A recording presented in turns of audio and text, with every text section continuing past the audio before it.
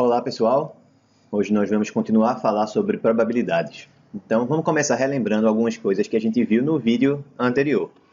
Antes de mais nada, o que é o espaço amostral relativo a um certo experimento aleatório, né? Que a gente costuma chamar de U, beleza? O espaço amostral é o conjunto de todos os resultados possíveis desse experimento, tá bom? Então, digamos, se eu jogo um dado que tenha 6 faces, então o espaço amostral dele é o conjunto 1, 2, 3, 4, 5 e 6. O que é um evento? Que a gente costuma aqui denotar por uma letra como E, por exemplo. Então, um evento é qualquer subconjunto do espaço amostral, certo? Então, se eu tenho o experimento de jogar um dado, um evento pode ser, por exemplo, o resultado ser 1 ou 3. Então, isso aí é um evento. Qual é a probabilidade de um evento? Aí a gente definiu no último vídeo, a probabilidade de um evento é igual ao número de elementos do evento dividido pelo número de elementos do espaço amostral. Então aqui a gente tem o número de casos favoráveis no numerador dividido pelo número de casos totais no denominador. Isso aí vale se a gente tiver um espaço amostral que seja equiprovável. Então, o que é que significa dizer que um espaço amostral é equiprovável? Bem, equi significa igual, provável, então estou dizendo que todos os elementos do espaço amostral têm a mesma chance de acontecer. Então, se eu jogo um dado honesto, foi algo que eu enfatizei no último vídeo, se eu jogo um dado honesto, cada uma das 6 faces tem a mesma chance de acontecer, que é um sexto. Agora imagina que a gente está jogando um dado que é viciado, que o peso em uma das faces é um pouco maior, ou que tem um ímã em uma das faces para tentar atrair ou repelir essa face.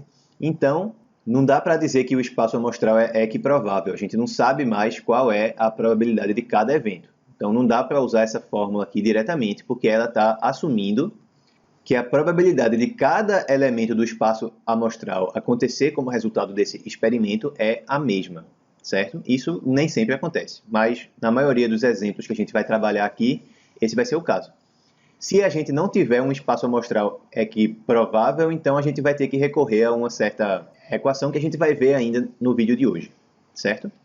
Então vamos continuar aqui com mais alguns conceitos. O que é que são eventos mutuamente excludentes? Então, em linguagem de teoria dos conjuntos, que a gente pode ver aqui, o que tem muito a ver com a linguagem das probabilidades, eventos mutuamente excludentes vão ser eventos que têm interseção vazia entre eles, ou seja, que são eventos disjuntos, tá bom? Então, eu vou dizer que os eventos E1 e E2 são mutuamente excludentes quando a interseção entre eles for igual ao conjunto vazio. Então, imagina que o meu experimento é jogar um dado, como sempre. E aí eu tenho que um evento seja, que o resultado seja 1 ou 2. E outro evento seja o resultado ser 5 ou 6. Não tem como nenhum desses eventos acontecer ao mesmo tempo, né? Porque os conjuntos não possuem interseção. Então, nesse caso, eu digo que são eventos mutuamente excludentes. Eles nunca acontecem ao mesmo tempo. Não tem nenhuma forma de os dois acontecerem ao mesmo tempo. Nesse caso, aí a gente vai admitir que vale a regra do ou, certo? A gente escuta muito falar de uma regra, né, que quando você tiver ou, você usa a soma. Então, nesse caso, isso vale aqui. A probabilidade da união, probabilidade de E1 unido com E2, é igual à soma das probabilidades, certo? A regra da soma vale somente para eventos que são mutuamente excludentes, certo?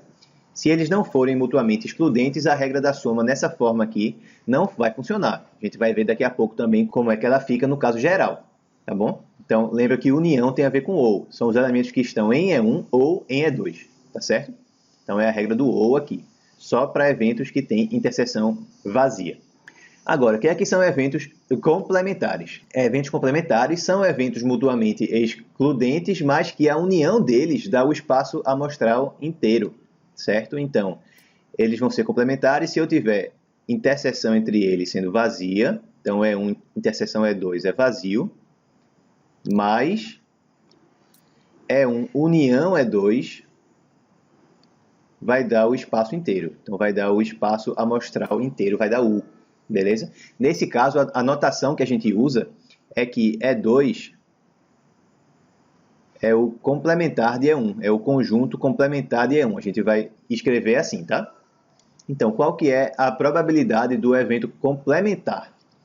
Então, eu sei que a união dos dois dá o espaço amostral inteiro. E eu sei que eles são eventos mutuamente excludentes, de forma que vale a regra da soma. Beleza? Então, eu sei que se eu fizer a probabilidade de um evento mais a probabilidade do seu evento complementar, vai dar igual à probabilidade da união dos dois. Só que quem é que é a união dos dois? A união dos dois, por definição, é o espaço amostral inteiro. Então, quanto é que dá a probabilidade do espaço amostral? A gente viu no vídeo anterior, essa probabilidade é igual a 1. Beleza? Então, a probabilidade do evento complementar é igual a 1 menos a probabilidade do próprio evento. Isso aí é útil. Em muitos casos, é mais fácil a gente calcular a chance de um evento não acontecer do que a probabilidade do próprio evento acontecer. Isso lembra muito algumas soluções de exercícios que a gente fez na parte de análise combinatória. Era mais fácil determinar o número de formas que alguma coisa não acontecia do que o número de formas em que ela acontecia. E aí o que é que a gente fazia? A gente calculava o total de formas e subtraía o número de formas em que o que a gente queria não acontecia. É exatamente o que está acontecendo aqui. A probabilidade de alguma coisa acontecer é o total, a probabilidade total, que é 1, que é 100%, menos a probabilidade dessa coisa não acontecer. E o que é que são agora eventos sucessivos e independentes? São eventos que acontecem um após o outro, por isso são sucessivos, e são independentes. Isso significa que o resultado de um evento não influencia o evento seguinte. Então, nesse caso, vale a regra da multiplicação. Eu quero que aconteça um evento E1 e um evento E2. Nesse caso, se os eventos forem independentes, eu posso multiplicar as probabilidades. Da mesma forma que a gente fazia com o princípio multiplicativo na análise combinatória. Então, nesse caso, vale o princípio multiplicativo, certo? Por exemplo, ainda, digamos que eu jogue um dado e eu tenho o meu primeiro evento como sendo o resultado ser igual a 1. Depois eu jogo o mesmo dado de novo e eu quero que o resultado agora seja igual a 6. Supondo que o dado é honesto, qual a chance de os dois eventos acontecerem? Supondo que o dado é honesto, qual a probabilidade de os dois eventos acontecerem?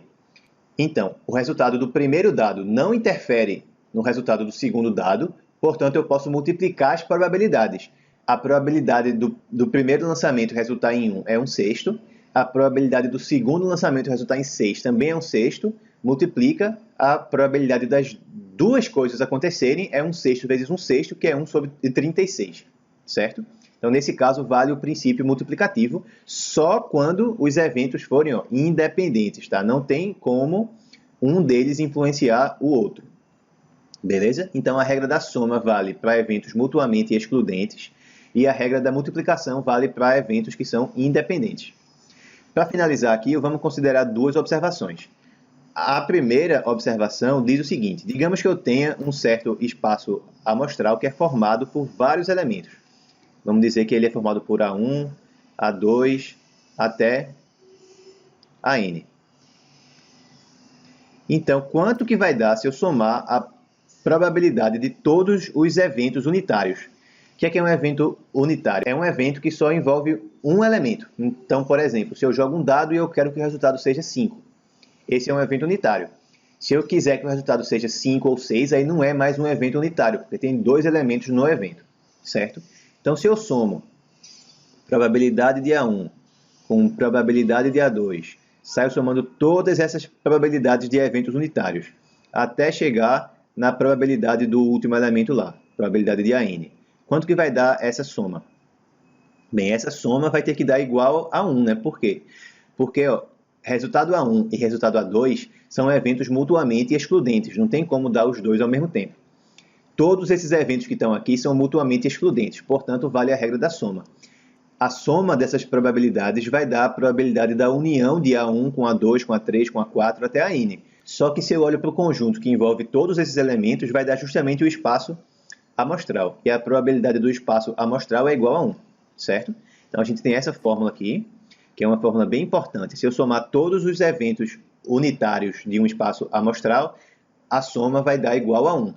Essa equação é o ponto de partida da gente quando o espaço amostral não for equiprovável. Eu não sei qual é a probabilidade de cada um deles, mas eu sei que se eu somar todas elas dá 1, certo?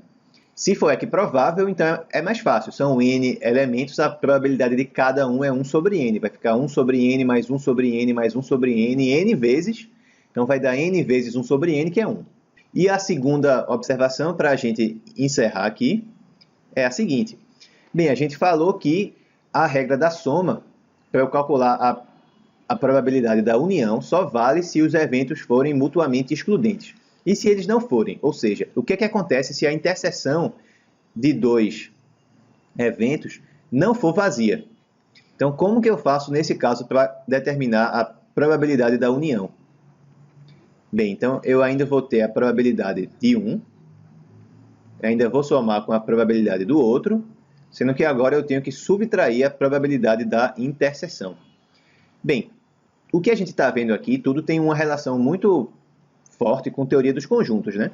E lembra que quando a gente tem dois conjuntos, digamos A e B, como que a gente faz para calcular o número de elementos da união desses dois conjuntos aí? Se a gente somar o número de elementos de A, a gente vai ter tudo isso aqui, ó. Se a gente somar o número de elementos de B agora, a gente vai ter tudo isso aqui. Porque quando a gente faz isso, tem uma parte desses elementos aí que está sendo contada duas vezes, que são justamente os elementos que estão aqui no meio da interseção. Então, quando eu faço número de elementos de A mais número de elementos de B, isso não está dando igual ao número de elementos da união, né? Está tendo uma coisa contada duas vezes, que é justamente o número de elementos da interseção. Por isso eu subtraio o número de elementos da interseção para que ele seja contado apenas uma vez, que eu estava contando duas vezes. Então, vê que essa fórmula aqui é exatamente a mesma que está aqui embaixo. Só muda que ao invés de número de elementos, a gente tem a probabilidade do evento, certo? Então, essa fórmula aqui também é muito importante e vai ser usada em vários casos, certo?